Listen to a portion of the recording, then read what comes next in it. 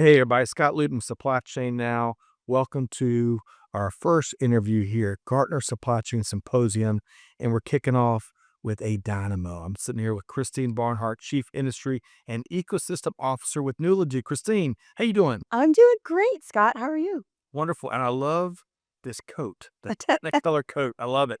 But speaking of things we both have a mutual love for all things football. And I Yeah. got to check in really quick. Cincinnati Bengals, the 2025 season. What's your fearless prediction? Well, Houday, shout outs to all the Bengals fans out there. I think it's going to be a good season for the Yeah. Bengals. I do. Yeah. Bit of a rebuilding year on the defensive side, but offense, they got it done in the off season, Right. got some people signed, and Joe is healthy Yes. for now, and I think it's going to be fun. I think you're going to be right. And I know that we're going to see it all the games. You're a devout fan. And one of the reasons is Christine's also a prolific traveler. I'm jealous. I see you here and there and everywhere, whether it's work or personal, you name it. So in all of your travels, and let's say the last year or so, what's been one of your favorite trips? Oh, we're going back a whole year. And like Okay. whole year. Honestly, last fall I was at a conference in Barcelona, took my husband with me, and then we extended since we were already in Europe and did a week in Naples and went to Rome. So last fall, Spain and Italy, Wow. hands down, amazing trip. Oh my gosh. Okay, we're gonna talk after our interview. Okay, yeah, I'll give you all my recommendations of places to drink wine and Oh, love it. All right, we're getting to the good stuff. But today, Christine, while we're here today here at Gartner Supply Chain Symposium, one of the greatest supply chain events to be at each and every year, me and you are going to talk about one of our favorite topics, supply chain planning. So two-part question for you. I want to start with that phrase, what's old is new again. There's a lot of that in the industry, right? What timeless challenge or two do you find organizations still struggling with, especially those that want to optimize their planning? What are some of those timeless barriers you see? Yeah, I mean, I think people continue to struggle with not having the right data at the right time.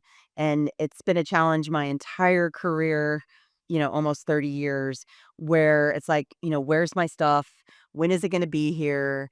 Why isn't it the right quantity? I mean, I don't know that the questions have actually changed that much.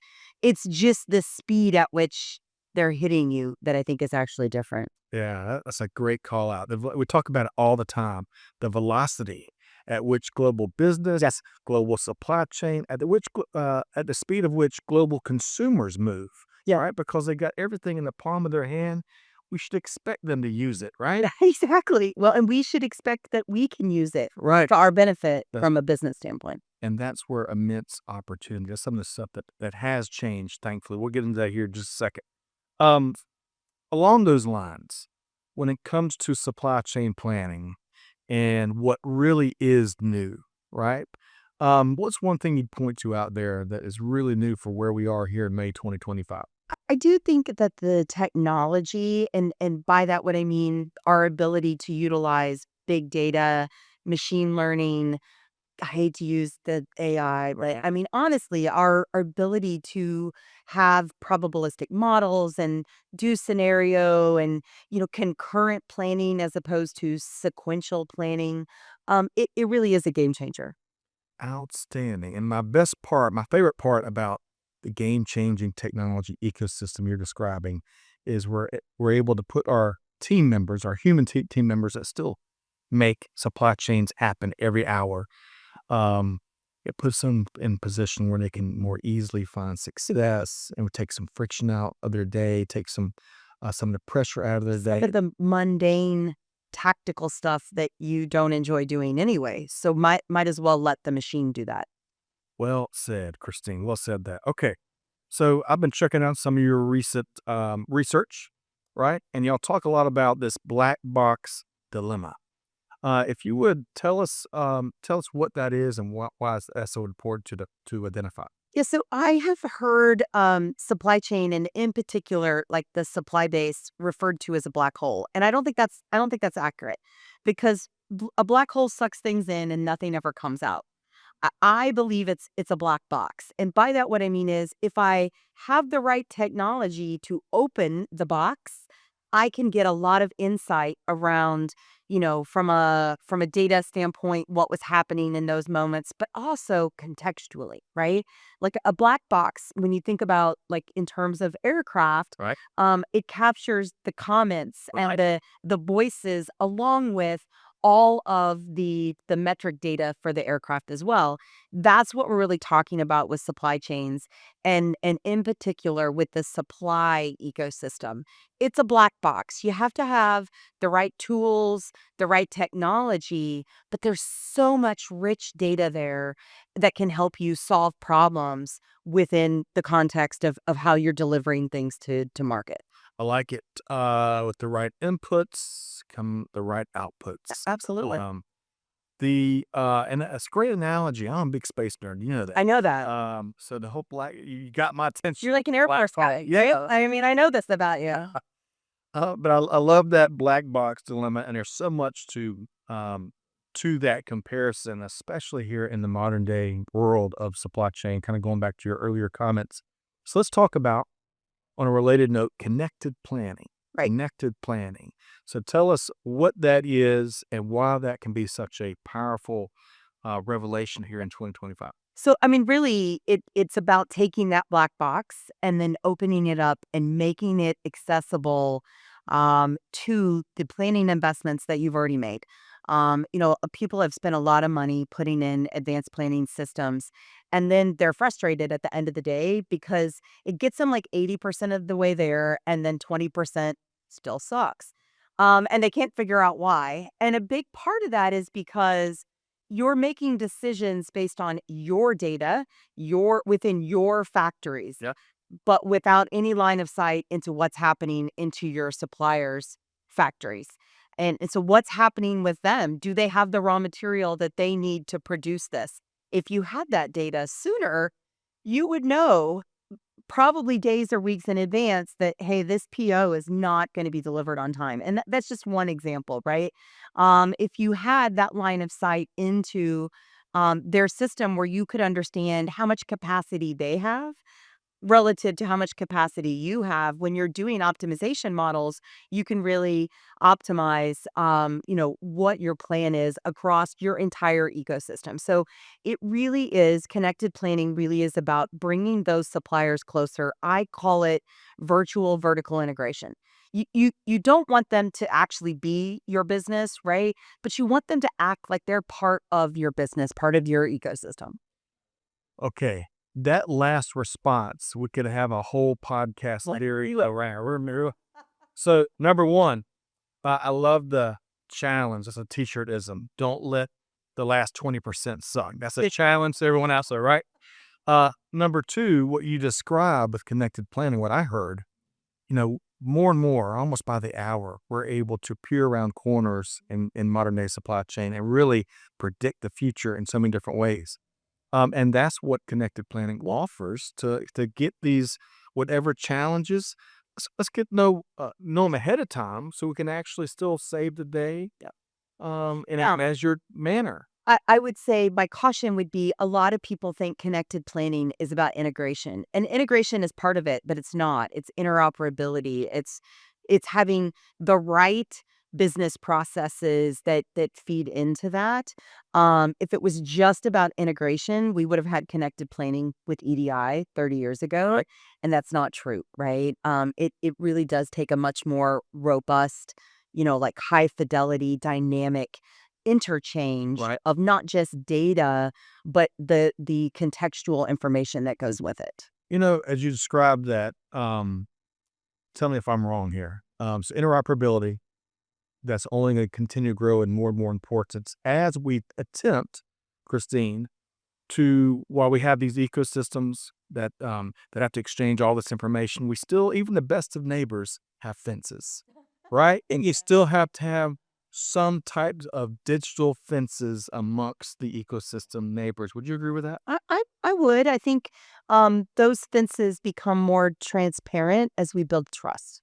I like that. And with trust, we can move mountains Absolutely. and find success for everybody amongst the ecosystem. So, And last thing before we get on to your podcast, which has been a hoot to watch, and make sure folks are going to connect with you.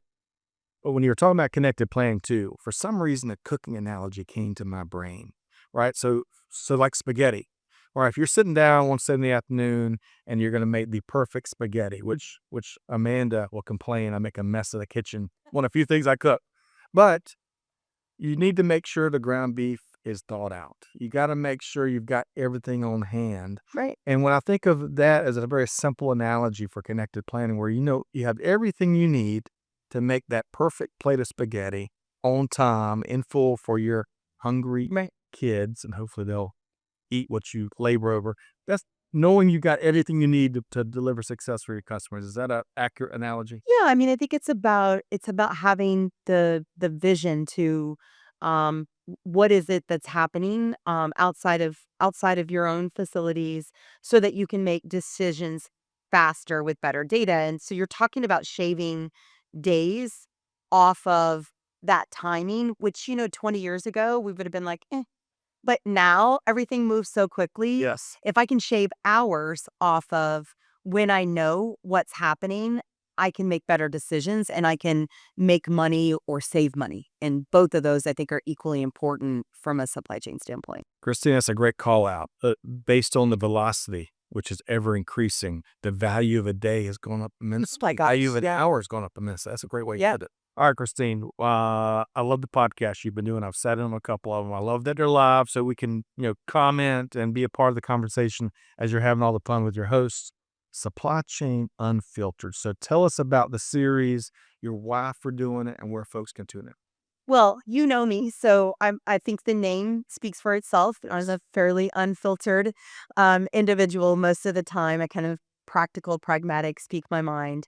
And the goal really was to just bring in like real people, thought leaders, practitioners, and have them share what works for them, what hasn't worked for them. Like, if we can just learn a little bit from each other, I think it puts us in a better place. I'm super passionate about supply chain. I think it's an area you and I agree. I think supply chains can solve the problems in the world to the betterment of everyone. And so I feel like it's just like my little part in helping with that. And I love it. It's so fun. Like Well, it's fun to watch. It's fun to tune in, really, because you're the same Christine that we see behind the camera, so to speak, is the same one you get such on the camera. such a wallflower. Well, and kidding aside, we got to have more unfiltered, frank conversation. We talk about this all the time. We got to set aside the corporate speak. We got to set aside we got to break stuff. No, you know, agree. to Yeah. come out better on the other side. Get rid of the three-syllable Yeah, adjectives that have no meaning whatsoever and get to the root of the problem. that's right. So Supply Chain Unfiltered, and folks can find that. You can find it at nulogy.com. You can also find it through my LinkedIn. LinkedIn is probably the best way for people to get in touch with me. And I do an okay job of getting through those emails on a regular basis. You do. And you'll also, whether it's on LinkedIn or elsewhere across social, you want to tune in as Christine documents her ventures around the globe, supply chain otherwise, including at the Cincinnati Bengals games, right? I'm anxiously awaiting the NFL schedule drop so I can figure out. I mean, we go to all the home games, Yeah. but then we normally travel to at least one or two games a year as well. So we have a hit list of stadiums that we want to visit. Green Bay being one. So we're hopeful. I'm hopeful it's a September game. Well, telling you, she is as passionate about supply chain as she is about the Bengals. So make sure you connect and follow Christine Barnhart, Chief Industry and Ecosystem Officer with Nulogy. Christine, great to see you again. As Great always. to see you too. Love it. Thank you so much. You bet. All right, folks, stay tuned as we continue to meet and talk with the movers and shakers across global supply chain here at Gartner Supply Chain Symposium 2025.